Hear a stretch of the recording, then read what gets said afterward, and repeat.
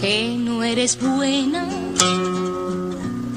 que si tal cosa que cuando callas eres mucho más hermosa.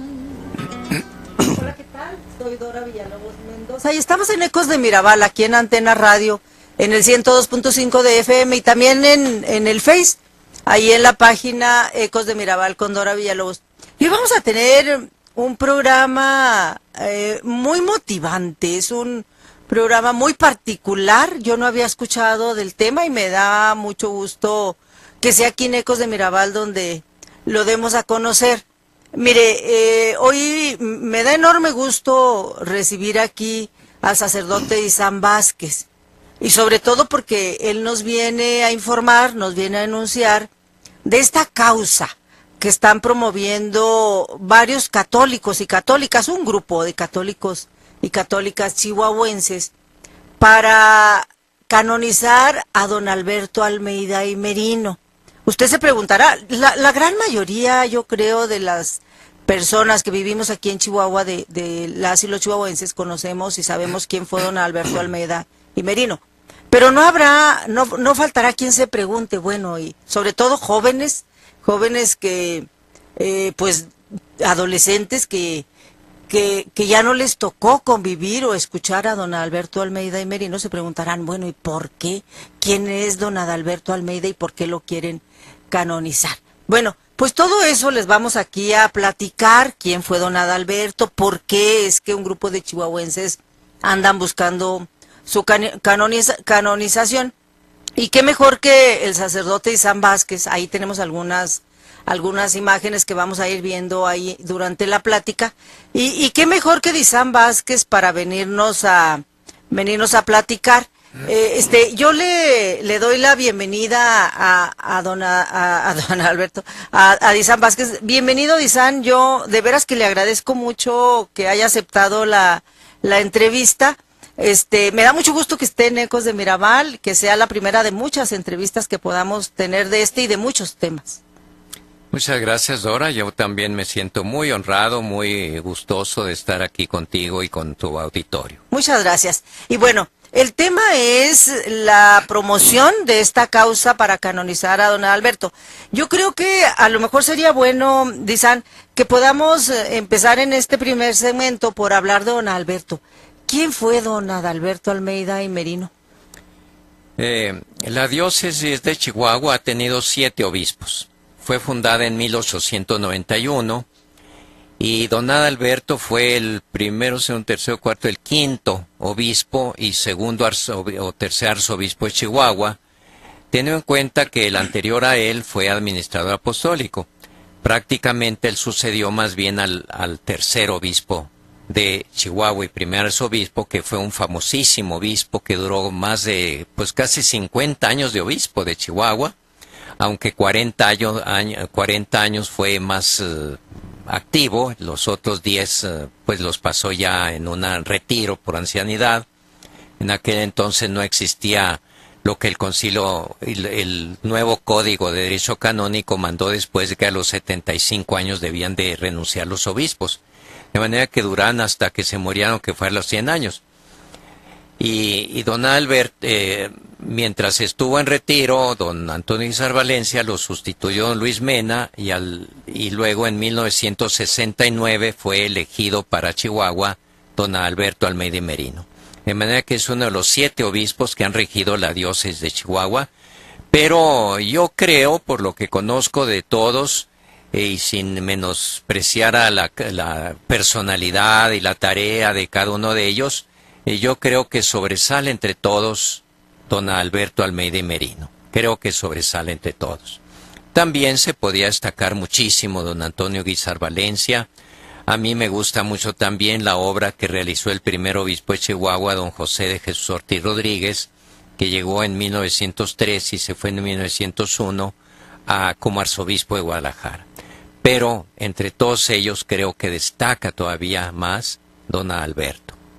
¿Por qué? ¿Qué hizo don Adalberto que no hicieron y no han hecho otros obispos y arzobispos de Chihuahua? Bueno, todos han hecho lo que él ha hecho, pero lo ha hecho de una manera muy destacada, muy sobresaliente. No es que los demás no hayan hecho su papel, han hecho lo mismo que él, pero él lo ha hecho de una manera sobresaliente. Pero si tú hablabas de su causa de canonización que hemos emprendido un grupo de chihuahuenses, eso quiere decir que no solo fue un pastor, un evangelizador, un gobernante de la diócesis de Chihuahua, sino también en su vida personal un santo, a nuestro modo de ver. De manera que junta las dos cosas, un buen pastor con un santo personalmente. Es decir, llevó la virtud cristiana a un grado supremo, a un grado heroico, que al juicio de nosotros, siempre dependiendo de la última palabra que da la Santa Sede y la comisión correspondiente de las causas de los santos, don Alberto podría ser honrado con la canonización, de manera de ser llamado algún día San Adalberto. Antes del año 2000, precisamente para entrar en este tercer milenio, el Papa Juan Pablo II invitó a todas las diócesis a buscar entre sus fieles que habían ya fallecido personajes que pudieran ser dignos de la canonización, precisamente para poner en evidencia que la Iglesia de Cristo pues es una iglesia que nos invita a todos a ser santos, y aunque no todos lo somos, pero sí hay algunos que han respondido a la gracia que Dios les ha concedido. Y entonces invitó a las diócesis a buscar, investigar, a proponer ejemplos de vida cristiana. Y en esa misma línea nosotros hemos propuesto a don Alberto, aunque quiero aclarar que afortunadamente no es el único que pudiera ser candidato a la canonización en Chihuahua.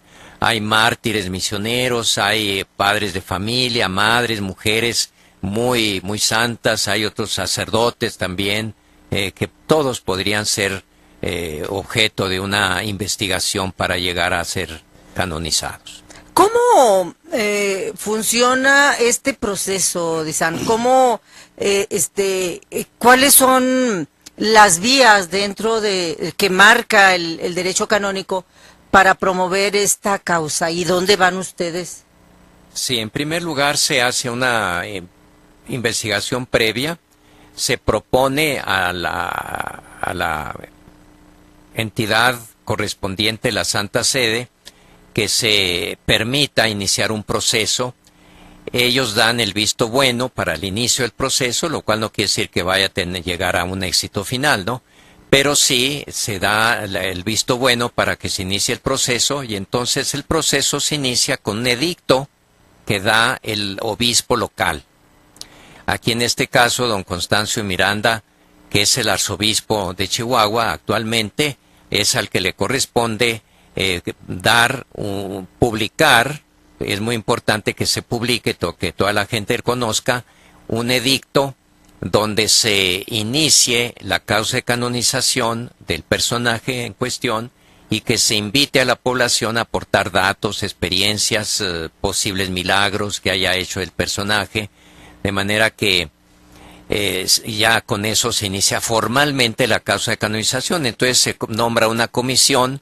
Por ejemplo, está el que preside la comisión, hay un experto en historia para que investiguen los datos, diversas especialidades que van redondeando la causa. Ahora estamos precisamente en espera de que el señor arzobispo de ese decreto. Ya está elaborado el decreto y solo falta que el señor arzobispo lo publique. Ustedes ya hicieron este primer paso de solicitar el visto bueno para la investigación a la Santa Sede. Ya lo hicimos. ¿Ya recibieron la respuesta? Ya recibimos. Ahí también se ordena que el arzobispo local pregunte a los obispos de la provincia eclesiástica, que en este caso son los del estado de Chihuahua, su opinión, ¿verdad? A ver si puede ser que no conozcan al personaje. Algunos pues ya son nuevos y vienen de lejos. Como tú decías, de muchos chihuahuenses pues ya no conocían a don Alberto. Pero se les da algunos datos de su biografía, y ellos opinan si sí o no conviene, y hasta donde yo sé, todos opinaron favorablemente. Entonces, ahorita la causa está, el proceso está en la espera de que el arzobispo actual, don Constanzo Miranda, publique el edicto, en periódicos locales para que la gente sepa y entonces arranque el proceso. Es un inicio ya formal en que se va a trabajar arduamente. Tú sabes que hay causas que duran 100 años o más. Hay otras que se resuelven en pocos años. Desde luego, actualmente todo es más acelerado que antes en todos los aspectos. Esperamos que esta causa vaya por buen camino y en pocos años se resuelva, pero pues no dejan de ser años, ¿verdad? De manera que también por eso nos apura, porque todavía hay gente viva que conoció a don Adalberto y puede dar testimonio oral, directo, de primera mano, en lugar de andar buscando en archivos, en papeles, todos esos datos. ¿Por qué? ¿Qué razón hay? ¿Desde cuándo están esperando para que el arzobispo dé el edicto? ¿Desde cuándo arrancaron esta causa? ¿Cuánto tiempo tiene? Bueno, el equipo al que me refiero, que tomó la iniciativa, en el cual forman parte laicos, religiosas, sacerdotes, comenzó, no me acuerdo bien, pero hace por lo menos unos 3 años. Ah, ya tiene mucho. Sí, hace como 3, a lo mejor hasta 4 años. Y en ese tiempo pues se fue trabajando y primero se comenzó promoviendo la erección de una estatua, de un monumento a don Alberto, que está colocado enfrente del obispado, y de ese mismo equipo algunos miembros continuaron con esta iniciativa de impulsar la causa de canonización. Pero el decreto está hecho, ya formulado, pues hará unos 3 meses más o menos. Es reciente. Es reciente. Espero, bueno, ojalá que se publique pronto, porque es fundamental para que el proceso legal, porque es un proceso legal, continúe. Así es, ¿no? tiene todas sus normas jurídicas muy bien establecidas. La Iglesia tiene mucha experiencia en esto de siglos. Hay reglamentos ya dados por papas anteriores, que se han ido renovando a través del tiempo, actualizando, de manera que todo lo que hay que hacer está perfectamente, detalladamente especificado. Y si va a durar como duran todos esos procesos, pues lo mejor es comenzarlo pronto. Pronto. Pues ojalá que el arzobispo actual publique cuanto antes este edicto. Hay que promover, me parece entonces lo más adecuado, este tipo de programas para que la gente sepa y para que la gente también se exprese en la conveniencia de que se publique este edicto cuanto antes. Nos puede marcar las personas que nos están escuchando, sí, que nos están viendo por Face, nos puede marcar, sobre todo las personas que conocieron a don Alberto. A mí me encantaría que nos marcaran 432-3003 o que nos manden un WhatsApp, claro que sí, también con un mensajito, 614-363-2021, y que nos digan si le conocieron, cómo le conocieron, si tuvieron alguna relación, sí, alguna experiencia cercana con él. Eso sería muy bueno. Nos vamos a ir a un corte, pero vamos en los siguientes segmentos, a mí me gustaría que habláramos de él. Disán Vázquez es una de las personas más cercanas. Hay muchas personas que fueron muy cercanas a don Alberto por distintas razones, en distintas áreas, de distintas maneras, pero usted fue una de las personas. Yo lo recuerdo, creo que allí fue donde los conocí ambos, cuando usted dirigía Notidiócesis, el periódico oficial del arzobispado, y hace muchos años. Me tocó entrevistar a mí a don Adalberto varias veces. Yo creo que quienes hicimos periodismo pues a finales del siglo pasado, desde los 80, los 70, los 80, los 90, principios del 2000, nos tocó, yo creo que a todo mundo que reporteamos nos tocó entrevistarlo, porque era una persona muy accesible. Así daba muchas entrevistas, era muy alegre, muy jovial, y siempre hablaba, siempre le gustaba mucho hablar a todo mundo. Yo creo que no hay periodista de aquellos años, yo creo que todo mundo vamos a testificar, quienes hacemos periodismo, porque él se prestaba pues a las entrevistas. Entonces, a mí me gustaría que en los siguientes segmentos habláramos un poco más de él, que me gustaría que usted nos contara la experiencia suya con don Alberto, desde cuándo se conocieron, cómo, y yo invitaré a más personas que lo conocieron a que vengan a dar su experiencia muy particular. Vamos a corte y regresamos. Usted escucha Ecos de Mirabal.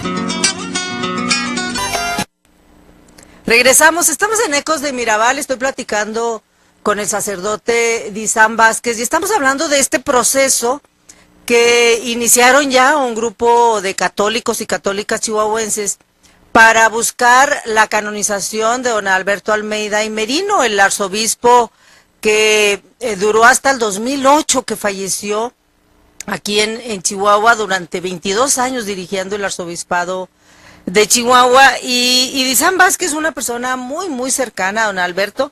Él escribió este libro, mire, él es don Alberto, el arzobispo de la Renovación Conciliar, lo escribió. Me dice Disán que ya está agotado, pero bueno, esperemos que haya una próxima edición y que lo podamos tener este libro. Y antes de irnos a corte, yo le pedía a Disán Vázquez que nos cuente su experiencia. A mí me gustaría mucho, me interesa mucho que las personas que vayan viniendo, porque voy a invitar a más, nos cuenten su experiencia personal con don Adalberto. ¿Cómo se conocieron? ¿Dónde? ¿Cuándo? ¿Y cómo se hicieron amigos? Porque yo sé que más allá de arzobispo y sacerdote, pues fueron amigos.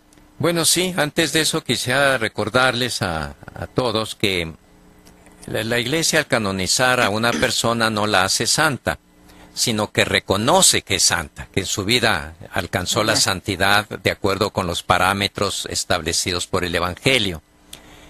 Pero el hecho de que la Iglesia oficialmente reconozca a alguien que fue santo y es proponerlo a la vista de todos como un modelo de santidad.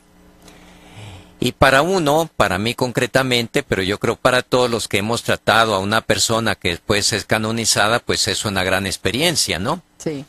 Y como tú dices, tantos que lo tratamos, que conservamos un agradable sabor de boca, por decir así, del trato con él, y en especial los periodistas, todos los que trabajan en los medios, yo me cuento entre ellos porque durante muchos años, durante más de 20 años, trabajé en los medios, fui también vocero de la arquidiócesis, encargado de la prensa, y por esa misma razón, pues traté mucho también a los periodistas, a los reporteros, y siempre, al menos desde mi experiencia, tuve una magnífica relación con todos ellos. Y yo veía que don Alberto no se cohibía ante las entrevistas, no les huía como muchas veces sucede, que no saben qué decir, qué hacer, se ponen nerviosos. No, él con toda frescura y sinceridad atendía a todo mundo y particularmente a los reporteros. Y eso significa también la importancia que él le daba a los medios de comunicación, ¿verdad? ¿Qué cosa hoy no se mueve si no es con los medios? La política, la economía, la cultura requiere absolutamente los medios de comunicación. Entonces, él sabía que también la Iglesia, si él se había propuesto aquí en Chihuahua un programa de evangelización fuerte para anunciar el Evangelio, para que sirva de guía a la gente, pues dijo, obviamente, los medios de comunicación es un instrumento indispensable y me nombró a mí encargado del Centro Diocesano de Comunicación. Es en ese sentido como yo lo traté. Yo no fui de los principales colaboradores de él, que podríamos decir fue el vicario general, el vicario pastoral, los párrocos, etcétera. Yo estaba en un trabajo más práctico, pero sí tenía mucho que relacionarme con él. ¿Cuántos años tenía usted cuando lo conoce? Yo tenía 26 años, acaba de ser ordenado sacerdote. Ya era sacerdote. Cuando él llegó en septiembre de 1969, yo había sido ordenado sacerdote en abril de ese mismo año. En el 6-9. En el 6-9, sí. Y me ordenó el obispo anterior, que estaba aquí en lugar de supliendo a don Antonio Luis Albanencia, que era don Luis Mena Arroyo. Don Luis Mena. De manera que cuando llegó don Adalberto, pues yo tenía poquito más de 6 meses de... Bueno, tenía abril, mayo, junio, julio, agosto, septiembre, pues 6 meses. 4 meses, ¿sí? 5 4 meses de ordenado. Y pues a mí y a todos, la experiencia mía era común a todos los sacerdotes. Bueno, no todos, ¿no? Porque nadie es monedita de oro. Cuando llega, los citan para que lo conozcan, o se hace algo especial, o ¿cómo fue? Sí, se hace lo que se llama la toma de posesión de la diócesis. Le tocó asistir. Sí, a mí me tocó asistir. El obispo es presentado a la población católica en catedral como el nuevo arzobispo, ¿verdad? ¿Qué impresión le causó? ¿Cómo recuerda esa experiencia? Bueno, aparte que yo era muy joven y hay muchas cosas que se me olvidan ya de tantos años, sin embargo, la impresión que me causó y que nos causó en general a todos fue de una gran amabilidad, de una gran cercanía, que poco a poco fue desarrollándose y comprobándose. Y lo que más nos llamó la atención no solamente fue su actitud, su personalidad, sino también el programa valiente, agresivo en el sentido de empujar, de trabajar, porque toda la obra pastoral de don Alberto giró alrededor del Concilio Vaticano II. Estamos hablando de que coincide, ¿no?, con la fortaleza del concilio. El concilio había terminado en 1965, fue del 62 al 65. Yo pasé en Roma esos años, estudiante. Él estuvo en esas 4 etapas del concilio en esos años. Se empapó, se embebió totalmente de la orientación del concilio, pero a diferencia de muchos que después, pues tal vez tomaron el concilio de una manera un poco acelerada, e hicieron que de alguna manera sus conclusiones se desbocaran, don Alberto era una persona sumamente equilibrada que supo asumir las novedades del concilio dentro del marco de la tradición. O sea, no fue una ruptura para él, sino un avance dentro de una continuidad. Eso es muy importante antes y ahora también para entender el concilio. De manera que tanto... Él fue antes de obispo de Chihuahua, fue obispo de Tulancingo. Llegó allá en 1900, fue elegido obispo el 56, obispo de Tulancingo, y el 62 fue cambiado a Zacatecas. Cuando fue cambiado a Zacatecas fue cuando fue obispo conciliar, o sea, estuvo en el concilio. Y el 69 vino a Chihuahua, de manera que la etapa del concilio la pasó él como obispo de Zacatecas, y en Zacatecas inició un movimiento de renovación ayudando a los sacerdotes y laicos a cambiar su estructura mental para que asumieran los cambios establecidos por el concilio. No lo logró, apenas lo inició porque fue cambiado a Chihuahua, pero aquí sí tuvo ya el tiempo suficiente para poner a toda la diócesis en un movimiento, en un estado de reflexión, de cambio de estructuras, de las que el concilio había promovido, por ejemplo, estructuras que hacen más, que facilitan la participación. Por ejemplo, el Consejo de Laicos, para que los laicos tomen parte activa como protagonista en la vida de la Iglesia, las religiosas, los sacerdotes, desde luego, y todos tuvimos que meternos en un ambiente de cambio, de muchas ilusiones, porque había nuevos enfoques en la liturgia, nuevos enfoques en la pastoral, nuevos enfoques en la formación del seminario. Por cierto, muy pronto después de que él llegó me encargaron a mí que organizara un seminario regional para todo el estado de Chihuahua y para otras diócesis de fuera del estado, de manera de economizar recursos tanto de dinero como de personal, juntándose todos en una obra común. Ya ese fue un primer momento de contacto mío con él. Después, al terminar la etapa del seminario, en que estuve 6 años, me nombró encargado del centro de comunicación de la diócesis. Y pues seguí tratándolo mucho, además de otros cargos dentro del Consejo Presbiterial, etcétera, que hacían o me daban la oportunidad de tratarlo.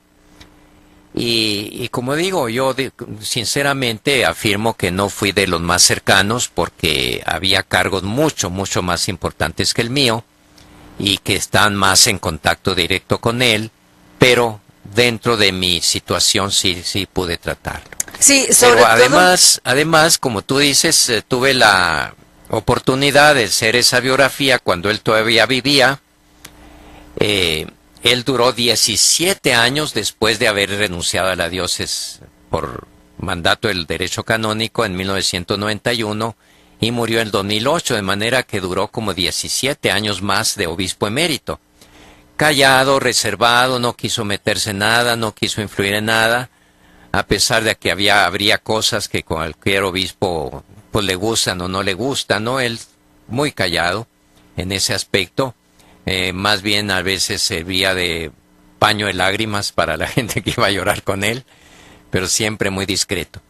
En ese tiempo aproveché yo pues para hacer esta biografía a base de muchas entrevistas con él y a base de consultar documentos de su propio archivo que él me facilitó. Sin embargo, el hecho, dice usted que no fue de los más cercanos, pero el hecho de encabezar el área de comunicación fue fundamental, porque yo creo que fue la etapa, yo no recuerdo otra, por lo menos en lo que a mí me tocó, la etapa en que la Iglesia Católica, la diócesis, participaba mucho informativamente, es decir, era una fuente muy importante. Incluso los periódicos, los medios tenían la Iglesia Católica como una fuente informativa de manera permanente. Yo me acuerdo que ir a reportear a la Iglesia, la opinión de la Iglesia en términos sociales era básica. Definitivamente, has dicho toda la verdad. Nunca, ni antes ni después, se ha tomado tan en serio la comunicación, los medios y a los actores de esos medios, que son los que trabajan en los mismos, ¿no? Él tenía una conciencia muy clara de eso, me nombró a mí, que también asumí con mucha claridad esa conciencia, y en ese tiempo los medios o la Iglesia estuvo totalmente disponible, ¿verdad?, para la noticia, para la opinión, para todo lo que se requiriera de ella. Hacían opinión, hacían análisis, participaban prácticamente en todo. Me voy a ir a corte y luego regreso con una parte que a mí me parece que es fundamental, a ver si yo ando bien, como una de las acciones, así las identifico yo, fundamentales del concilio en esta participación de los laicos, de las personas católicas desde la parte laica.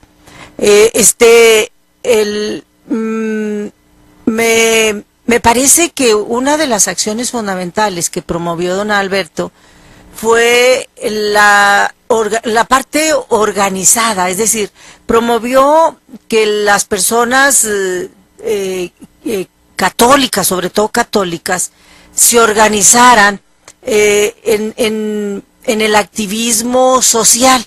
Y entonces nacieron yo creo que desde ahí, yo me atrevo, casi creo, que desde ahí nacieron las primeras organizaciones de la sociedad civil, que ahora todavía conocemos, algunas ya no tanto, y que se involucraron mucho en el activismo derechohumanista.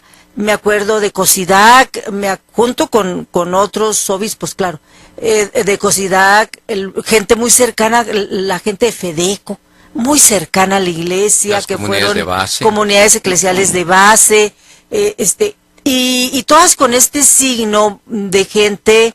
Me acuerdo de Emilia Sandoval, que bueno, se nos fue hace muy poquito, de gente muy cercana a don Adalberto, gente católica muy cercana, mucha gente. Y esta gente participando en este activismo con alianza, me parece a mí, de don Adalberto desde la Iglesia. Y entonces este activismo, esta alianza, que promovió desde la iglesia don Adalberto, me parece que de alguna manera se puede considerar como el origen, como la semilla de muchas organizaciones que andan por ahí, que han promovido, porque ese es el chiste, los derechos humanos, porque me parece que tendríamos que ligar los derechos humanos a estas causas que promovió don Adalberto Cosidad, que nace para combatir la tortura, por ejemplo, la tortura policíaca, la tortura que era gravísima, por ejemplo, de manera muy puntual, y claro, promover los derechos humanos, sobre todo entre los pueblos indígenas en la sierra. Fedeco, que trabajó mucho y ya no sigue por ahí todavía Fedeco, pero yo me acuerdo que fue un grupo muy fuerte en su tiempo, que promovía los derechos de las personas más necesitadas en las colonias más marginadas de Chihuahua, derechos a tener los servicios básicos, por ejemplo. No, además, si me permites, importantes académicos que han analizado desde el punto de vista científico la actuación de don Alberto consideran que su movimiento que él impulsó en el aspecto social fue un factor importante en el cambio político. No, y para allá iba. Me voy a ir a un corte, pero quiero dejar para los dos siguientes segmentos esta parte. Luego, esa parte me parece a mí, y luego la otra. Yo no podría hacer un análisis, no lo podría hacer, un análisis de el avance democrático que ha tenido Chihuahua, particularmente desde la alternancia de los 80, sin la participación de don Alberto. Me parece que cuando hacemos un análisis, necesariamente lo tenemos que nombrar. Me voy a un corte y regreso con estos dos temas, grandes temas ligados a don Adalberto. Nos vamos a corte y volvemos. Usted escucha Ecos de Mirabal. Estamos de regreso en Ecos de Mirabal con Dora Villalobos. Estoy platicando con Disán Vázquez, sacerdote, porque estamos recordando a don Alberto Almeida y Merino. Estamos hablando de don Alberto en esta promoción que están haciendo católicos y católicas de Chihuahua para buscar la canonización de quien fuera arzobispo de Chihuahua muchos años, don Alberto Almeida y Merino, un hombre, un personaje, diría yo. Ya antes de irme al corte, yo dejaba dos grandes temas ligados a don Alberto. Vamos en este segmento ver el uno, y en el otro rematamos con el siguiente. Yo creo que no podemos hablar de don Alberto sin mencionar esta promoción, este activismo que él hizo para que católicos y católicas se involucraran y se organizaran en movimientos sociales que luego crearon organizaciones como COSIDAC, Fedeco, comunidades eclesiales de base, que fueron como justamente la base de lo que hoy tenemos de todo el activismo derechohumanista en Chihuahua. Ando bien. Fue como un despertar, ¿no, Disán? Así es, pero yo quisiera encuadrar ese activismo político y social de don Alberto en un marco mucho más amplio que se llamaría la evangelización integral, ¿verdad? Porque alguien podría decir, pues don Alberto salió de su huacal y se metió en cosas que no le correspondían, haciendo que los sacerdotes y la iglesia se metieran en política, por ejemplo, que no le corresponde a la iglesia, y sin embargo le corresponde y no le corresponde. Según el documento de Puebla, la palabra política puede tomarse en un sentido muy estricto de política partidista para buscar el poder, para gobernar, o una política en sentido amplio, que es el interés que todos debemos tener en el bien de la sociedad y contribuir a ella, cada quien desde su propia posición, incluyendo a los sacerdotes y a los católicos como tales. Hay que recordar que don Alberto hasta cierto punto era un hombre muy conservador antes de ser obispo de Chihuahua, por su misma experiencia, pero el concilio, con todo el rejuego de intercambios de ideas que hubo allí, lo cambió bastante. El concilio, uno de los documentos fue el Gaudium Spes, que es la iglesia en su relación con el mundo contemporáneo, lo cual quiere decir que la pone en contacto con la política, con la sociedad actual, etcétera. Después, él participó en la gran conferencia famosísima del CELAM en Medellín, Puebla, que se le atribuyen muchos cambios en América Latina, porque Medellín, la Asamblea de Medellín, impulsó lo que después fue una iglesia muy activa en los cambios sociales y políticos de una América Latina, sobre todo el Cono Sur, que estaban en manos de regímenes muy represores como la Seguridad Nacional. Después él tomó parte también en la conferencia 10 años después en Puebla. Fue encargado por parte del episcopado de la pastoral social en la República Mexicana, de manera que ese aspecto social que proviene de la doctrina social de la Iglesia, don Alberto lo tenía muy claro. Y para él no significaba un salirse de su papel de obispo y de sacerdote, sacando a la Iglesia de la misión propia que tiene de predicar el Evangelio y salvar a las almas para la vida eterna, sino que decía, ¿quién es el sujeto que vamos a salvar con la predicación del Evangelio? Es el hombre que vive inmerso en las realidades temporales, en las realidades terrenas. Entonces no se puede hablar de un evangelio que solo les hable, que solo se procure el bien futuro más allá de la muerte, en la vida eterna, porque ese hombre ya vive aquí, vive en situaciones muy concretas, a lo mejor de pobreza, de represión, de opresión, de miseria, de falta de democracia. Entonces la fe tiene que liberarlo de una manera integral. Por eso él hablaba de una evangelización integral, es decir, que no solamente tome en cuenta el alma, sino también el cuerpo, porque somos todo eso. Que no solo tome la vida eterna en cuenta, sino también la vida presente temporal aquí en la tierra, con todas las vicisitudes, con todas las luchas que el hombre tiene que desarrollar aquí. Entonces, si la fe no le sirve para hacer un mundo mejor aquí, ¿con qué derecho se puede esperar que la fe nos vaya a dar un mundo mejor allá? Si no ha sabido darnos ni siquiera aquí, que es más, que es lo que tenemos ya, ¿no? Entonces, todo eso hizo que don Alberto elaborara, junto con sacerdotes y laicos, un proyecto de evangelización donde se anunciaba el Evangelio, se invitaba a la conversión, a seguir a Jesucristo, pero seguirlo en un camino de justicia, de paz, de respeto a los derechos humanos, que eran parte de esa verdadera evangelización. Y es de allí, en ese contexto de evangelización, donde él supo incluir el aspecto social. Desgraciadamente, no hemos captado eso que es propio de la Iglesia y, como te digo, es lo que forma o integra la doctrina social de la Iglesia. Simplemente la gran encíclica de León XIII, la Rerum Novarum, inició desde 1891 en México un gran movimiento social de católicos que se preocuparon de la situación de los trabajadores en el tiempo del Porfiriato, que no tenían derechos laborales, etcétera, ¿no?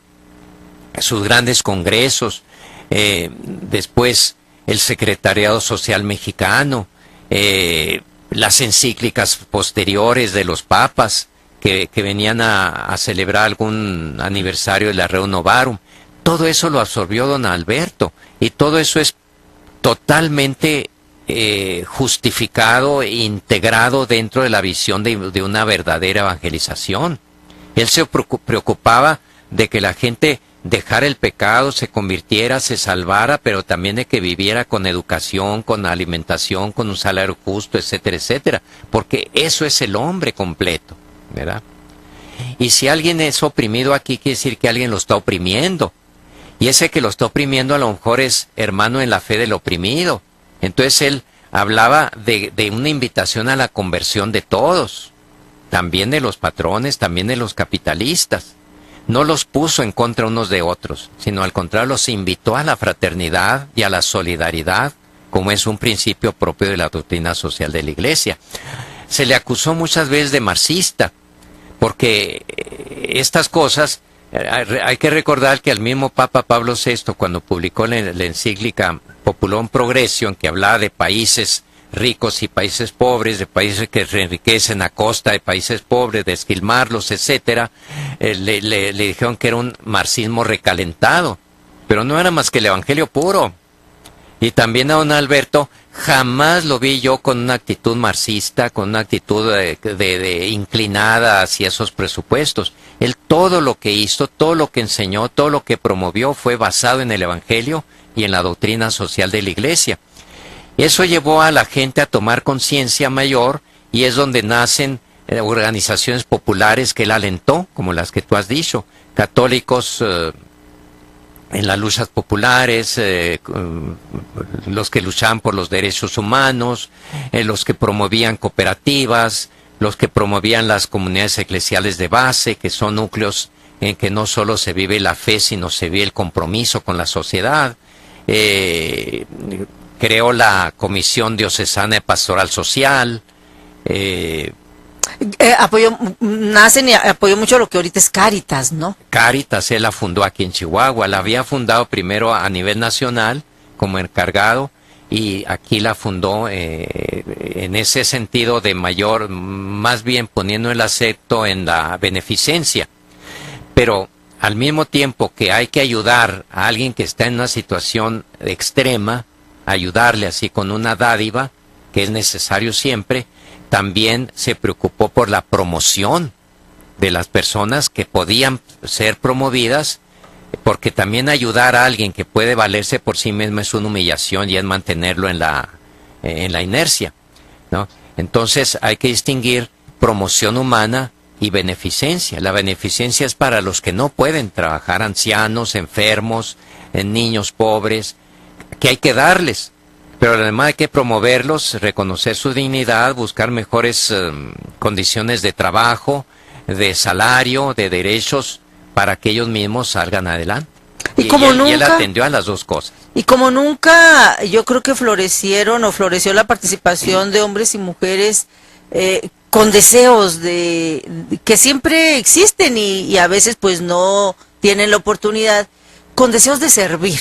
Desde la fe, pero en esto que efectivamente conocemos como la doctrina social de la Iglesia. Así es, como tú dices, siempre existen, pero lo que pasó fue que él promovió esos movimientos con una inspiración evangélica, con una inspiración de fe.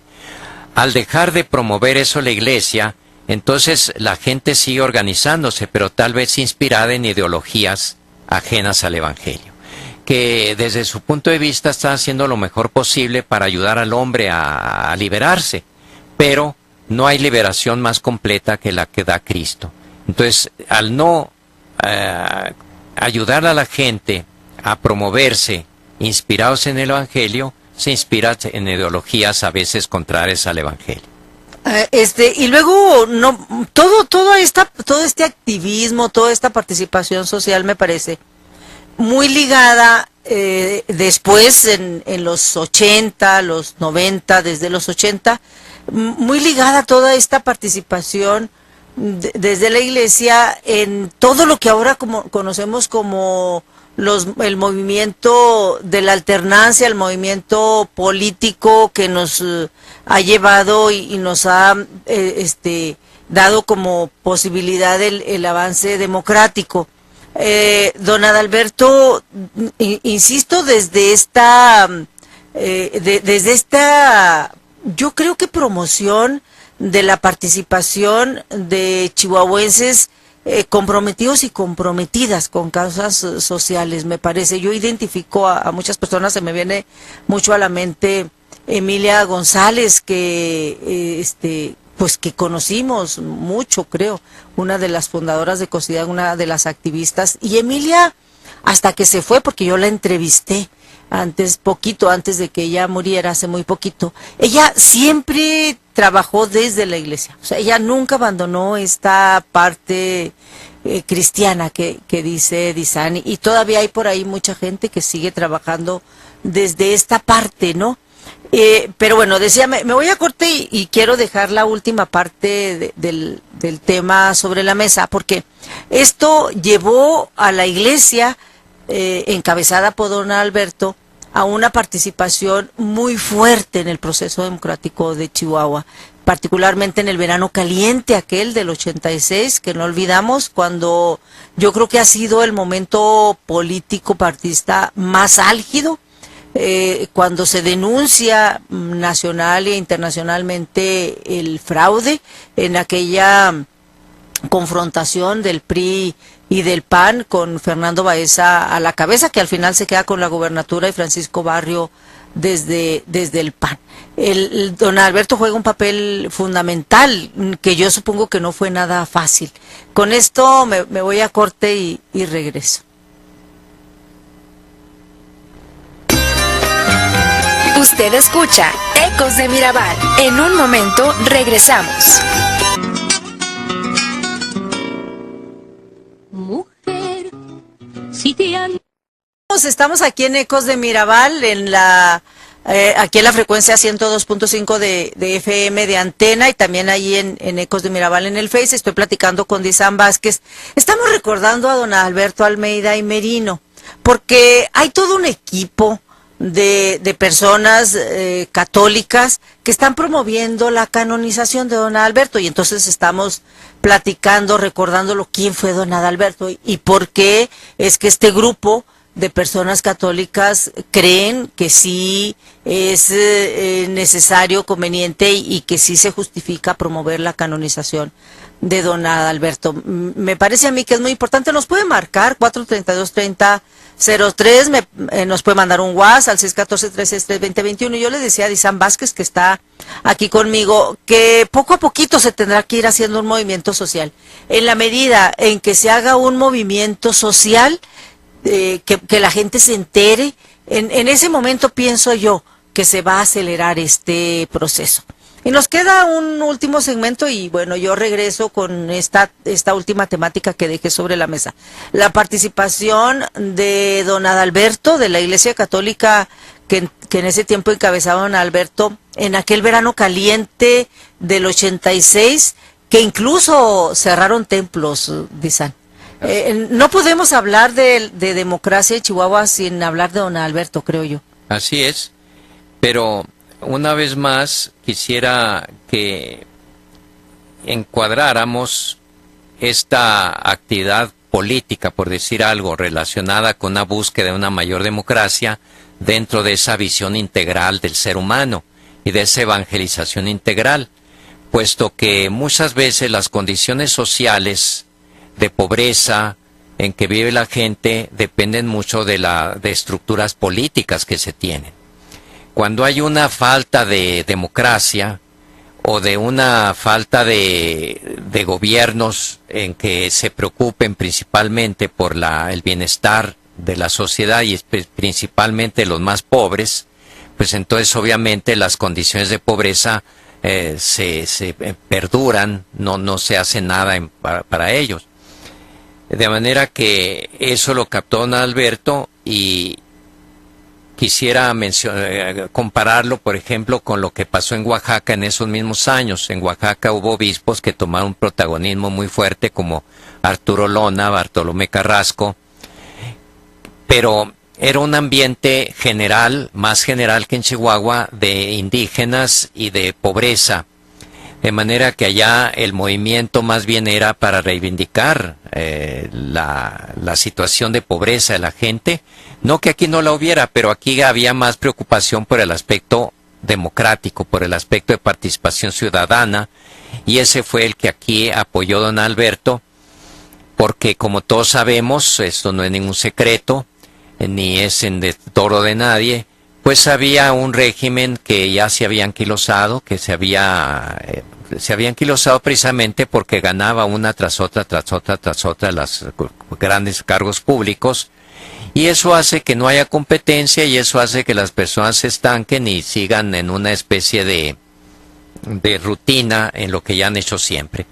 Los cambios en todo y en ese aspecto son importantes. Hay que recordar que para promover una conciencia ciudadana entre los católicos y también de retache entre todos los demás ciudadanos que quisieran escuchar, para formar una conciencia democrática, lo cual significa de participación y de respeto a la voluntad popular, don Alberto publicó varios documentos que son clásicos en esta materia dentro de una diócesis, dentro de México. Por ejemplo, Votar con Responsabilidad, haciendo ver la necesidad e importancia de participar, por lo menos inicialmente a través del voto. Coherencia cristiana en la política, haciendo ver a los católicos que si forman parte de partidos políticos, pues deben ser ante todo tener una conciencia cristiana que se oponga a toda clase de corrupción y de medidas antidemocráticas, de cualquier partido que sean. Los famosos talleres de la democracia, ¿verdad? Sí, ¿cómo no? Que eran como talleres precisamente de estudio para ir formando una mentalidad en un pueblo que se había mantenido pasivo en el aspecto político, y que dejaba que los políticos hicieran y deshicieran lo que quisieran. Entonces, en una de esas elecciones se hizo un análisis por parte del clero, con ayuda de muchos laicos, y se vio que que no había habido una equidad en las elecciones, y entonces fue cuando se invitó a la población a hacer un acto de penitencia, no de ataque a ningún partido ni al que había ganado, sino de penitencia, porque de alguna manera debería reconocerse que todos teníamos parte en esa situación por nuestra acción indebida o por nuestra pasividad.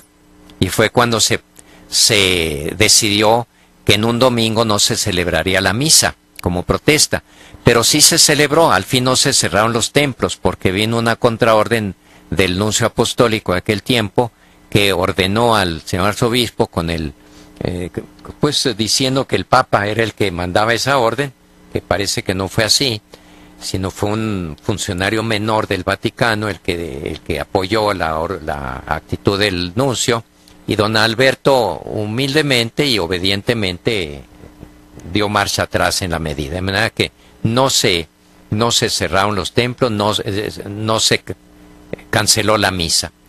Pero todo eso pues fue un movimiento, causó una impresión enorme, no solo en Chihuahua, en todo el país, en el extranjero. Entonces toda esta serie de actividades y muchas otras que no se puede citar por falta de tiempo, dieron como resultado una mayor toma de conciencia del pueblo chihuahuense respecto a sus derechos políticos, y comenzó desde entonces una época de alternancia. Hay que decir que don Alberto también tenía grandes aliados con Yaguno en la sierra y Talamás en Juárez. Digo, era el trío dinámico dentro de la iglesia, y yo creo que como nunca Chihuahua se posicionó, la iglesia de Chihuahua como nunca se posicionó a nivel nacional como una iglesia fuerte, me parece. Así es, no hay que olvidar que don Alberto era el arzobispo, y a un arzobispado corresponden unas diócesis sufragáneas que se llaman, que de alguna manera están ligadas con la principal, que es la más antigua, y entonces había pues esas tres diócesis sufragáneas, Juárez, la Tarahumara y Madera, pero Madera estaba gobernada por un obispo español que por su misma situación de extranjero pues no podía él involucrarse en estas cosas, pero sí fue muy apoyado por Yaguno, un gran obispo jesuita de la Tarahumara, y por don Manuel Talamás, también un gran obispo de casa de Ciudad Juárez. Y algunos de esos documentos, por ejemplo, Coherencia Cristiana en la Política, los firmaban los tres, si yo recuerdo. Sí. Pues se nos fue el tiempo, Disan. Yo le agradezco mucho. Esta será la primera de muchas entrevistas que hagamos sobre don Alberto. Invitaremos a más personas que lo conocieron, que lo trataron, para que nos hablen de don Alberto, y que esta causa pueda acelerarse, como usted dice, más rápido, y que pues llegue a buen término. Al final ese es el chiste, ¿no? Esa es la idea. Nos tenemos que ir. Muchísimas gracias a todo el personal técnico. Muchísimas gracias, Juan Ramón, allá al compañero Alan. Muchísimas gracias a Paulina. Muchas gracias. Llegó Valentina también. Y quédese con nuestros compañeros, que ya los veo aquí en una dinámica muy, muy agradable de dar la noticia. Nos tenemos que ir. Muchísimas gracias. Hasta la próxima. GRD Multimedia presentó Ecos de Mirabal, un programa derecho humanista con visión de género, comprometido con las causas de la sociedad civil organizada, conducido por Dora Villalobos Mendoza.